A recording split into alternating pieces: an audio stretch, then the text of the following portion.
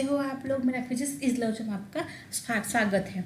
तो आज हमारा जो क्वेश्चन है, हम न्यू क्वेश्चंस हर बार नॉलेज राउंडर में रखते हैं, है ना। तो आज का हमारा क्वेश्चन है कि why the protons hold inside the nucleus, कि प्रोटॉन्स क्यों न्यूक्लियस के अंदर होल्ड रहते हैं, है ना। तो समझिए कि सपोज हम ऐसा एक न्यूक्लियस बना दें, ठीक है, और उसके आसपास ये उसकी ऑर्बिट है, बरोबर। तो क्या होगा कि यहाँ पे अंदर प्रोटॉन्स होंगे और न्यूट्रॉन्स होंगे, ठीक है, और उसकी जो आसपास की ऑर्बिट है उसमें इलेक्ट्रॉन्स होंगे, ठीक है।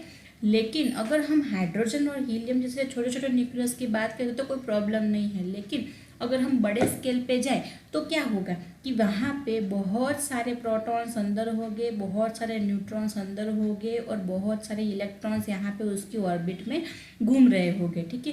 तो इससे क्या होगा कि हमें तो पता है कि यहाँ पे प्रोटॉन प्रोटॉन रिपेल करेंगे, प्रोटॉन इलेक्ट्रॉन है वो अट्रैक्ट करेगा, है ना। तो यहाँ पे क्या होना चाहिए कि सभी प्रोटॉन्स रिपेल करने चाहिए, तो और अंदर प्रोटॉन्स है वो न्यूक्लियस में ना रह के सभी के सभी यहाँ पे ऐसे सरफेस पे जमा हो जाना चाहिए, ठीक है। या तो फिर वहाँ से कुछ मतलब कि बहुत सारा अगर रिपेल हो रहा हो तो वहाँ से बाहर निकल जाना चाहिए, ठीक है। या तो फिर ये इलेक्ट्रॉन प्रोटॉन एक दूसरे को बहुत सारा अट्रैक्ट करते हैं, तो दोनों अट्रैक्शन में आ जाने चाहिए, ठीक है। ये बहुत सारी उसमें हम ऐसे बता सकते हैं, ठीक है। लेकिन फिर भी वो प्रोटॉन्स है वो न्यूक्लियस के अंदर ही होल्ड रहते हैं। वो क्यों रहते हैं तो समझिए।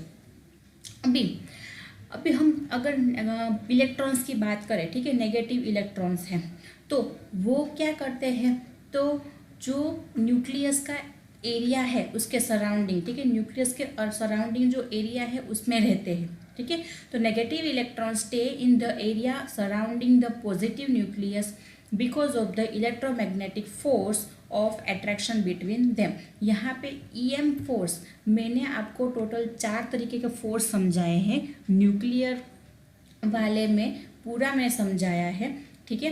तो न्यूक्लियर के बारे में और उसमें एलिमेंट्री पार्टिकल का जो मैंने प्लेलिस्ट रखा है उसमें आप लोग जाके देख सकते हो कि मैंने टोटल 4 फोर्स पढ़ाए हुए हैं। उसमें सबसे पहले वाला है ग्रेविटेशनल फोर्स, उसके बाद आएगा इलेक्ट्रोमैग्नेटिक फोर्स, उसके बाद आएगा स्ट्रॉन्ग फोर्स और उसके बाद आएगा वीक फोर्स, ठीक है।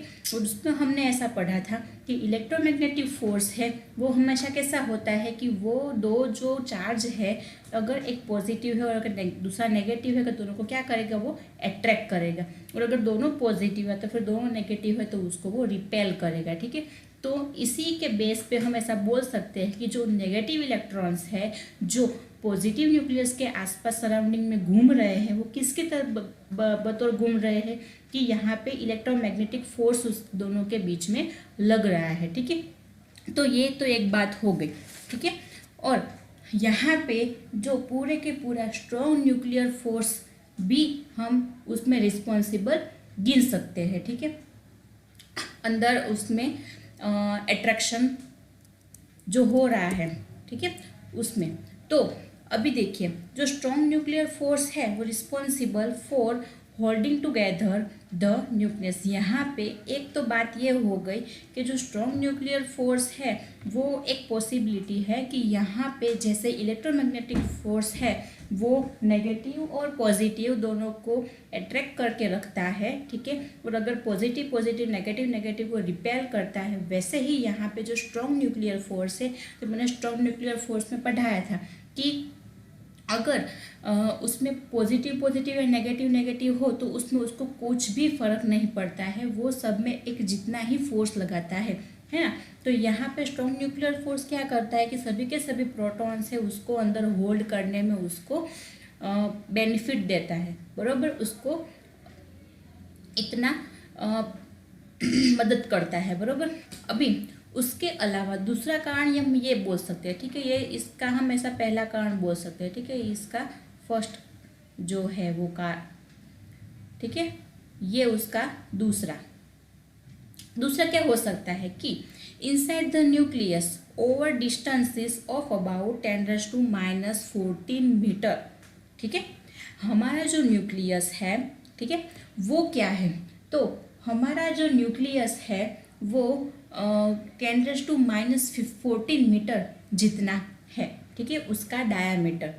तो सॉरी उसकी रेडियस है वो 10⁻⁴ मीटर जितनी है। तो there is a specifically a nuclear interaction between protons and neutrons. तो यहाँ पे न्यूट्रॉन प्रोटॉन के जो इंट्रैक्शन है वो होते हैं, ठीक है, जो इतने इनफ है कि जिससे वो ओवरकम कर सके large coulomb repulsion between the closely packed protons, ठीक है। वहाँ पे जो प्रोटॉन्स अंदर है, कूलम रिपल्जन हो रहा है वहाँ पे प्रोटॉन्स के बीच में, तो उससे भी ज़्यादा जो स्ट्रॉन्ग न्यूक्लियर फोर्स है वो फोर्स लगा रहा है, ठीक है। जो कूलम रिपल्जन फोर्स है उससे ज़्यादा फोर्स लगा रहा है strong nuclear force, strong force, ठीक है। तो वो हम बोल सकते हैं कि यहाँ पे एक बेनिफिट ये रहता है कि वहाँ पे ये स्ट्रॉन्ग न्यूक्लियर फोर्स है वो ज़्यादा मतलब कि उसके ज़्यादा फोर्स लगाने पे वो जो कूलम रिपल्जन फोर्स है उसको ओवरकम कर देता है, और इसकी वजह से वो जो न्यूक्लियस के अंदर प्रोटॉन्स है वो अंदर के अंदर रहते हैं, ठीक है, होल्ड रहते हैं अंदर। तो ये एक कारण है। ओके, तो यहाँ पे समझिए कि जो यहाँ पे जो मैंने वैल्यूज़ दी हुई है, ठीक है, अभी ये कहाँ से आया। तो मैंने इससे पिछला वाला वीडियो एक आपको समझाया था, ठीक है, कि न्यूक्लियस रेडियस की अगर मेजरमेंट करनी हो, ठीक है, जो रुथरफोर्ड ने की थी, ठीक है, तो अगर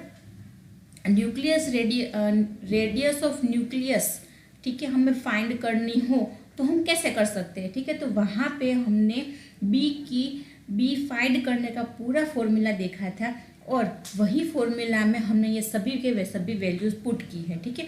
और अगर वो वाला वीडियो वो नहीं देखा है तो प्लीज़ वो वीडियो पर आप लोग जाके देख सकते हो। तो मैं आप लोग एक बार आप लोगों को रिकॉल करवा देती हूँ कि ये बी क्या था हमारा, ठीक है। ये बी क्या था, बी इज इक्वल टू था 1/4 पाई एप्सिलॉन नॉट, ठीक है, आप लोग इसे एप्सिलॉन 0 भी बोल सकते हैं। 2 × 2 Z² अपॉन mv²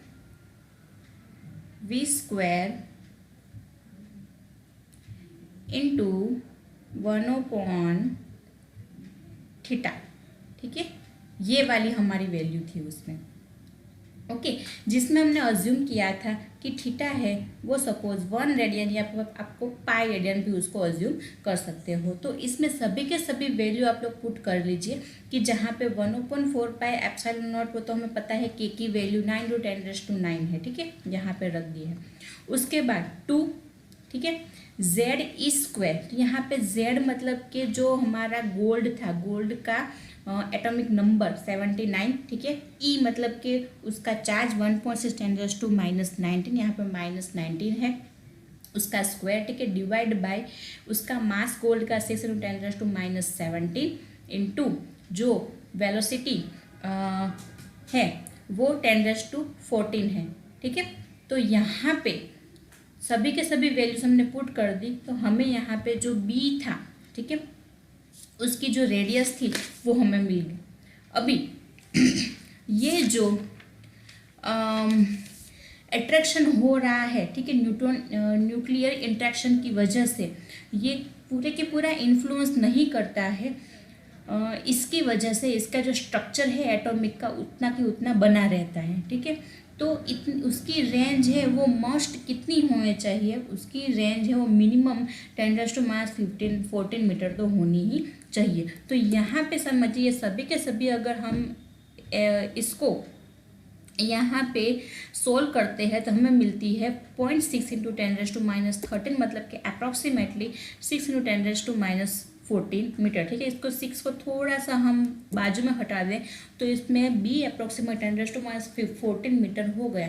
तो यहाँ पे हम ऐसा बोल सकते हैं कि 10⁻⁻14 मीटर उसका डिस्टेंस होने की वजह से हम ऐसा बोल सकते हैं कि न्यूक्लियस है वो जो प्रोटॉन्स है वो अंदर न्यूक्लियस में होल्ड करते हैं, ठीक है, क्योंकि इसकी जो साइज़ है वो 10⁻⁻10 मीटर है।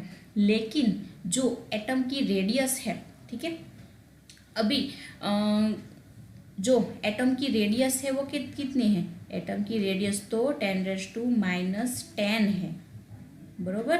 एटम की जो रेडियस होती है वो 10⁻⁻10 है।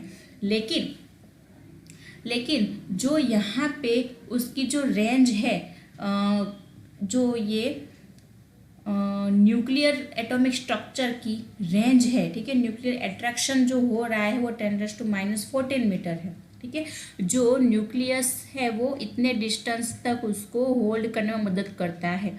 तो 10⁻⁻14 है, ये क्या है, कम है, और ये 10⁻⁻10 है, वो ज़्यादा है, बरोबर है। तो अंदर एटॉमिक की रेडियस है वो ज़्यादा है कंपेयर टू जो डिस्टेंस है उससे, ठीक है। तो यहाँ से हम ऐसा कह सकते हैं कि ये जो प्रोटॉन है वो इसकी वजह से अंदर होल्ड कर सकते हैं, ओके। तो अगर आपको कुछ भी डाउट हो इसमें तो प्लीज़ कमेंट सेक्शन में कमेंट करिएगा, और इसके आगे वाले वीडियो में कुछ भी डाउट हो तो कमेंट कीजिएगा, ठीक है। और मेरे वीडियो को ज़रूर लाइक कीजिएगा, सब्सक्राइब कीजिएगा और शेयर कीजिएगा।